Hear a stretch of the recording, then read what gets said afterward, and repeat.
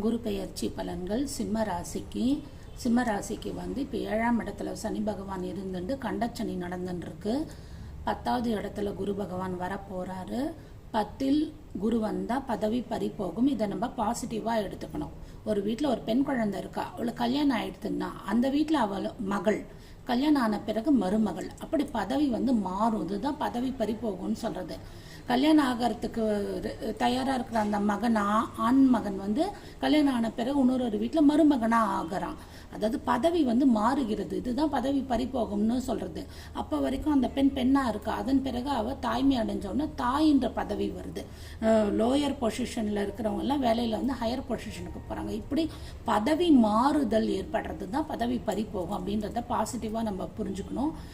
7வது இடத்துல சனி பகவான் இருக்கிறதுனால பார்த்து பொறுமையாக நடந்துக்கணும். சோம்பேறித்தனத்தை முற்றிலுமாக விட்டுடணும்.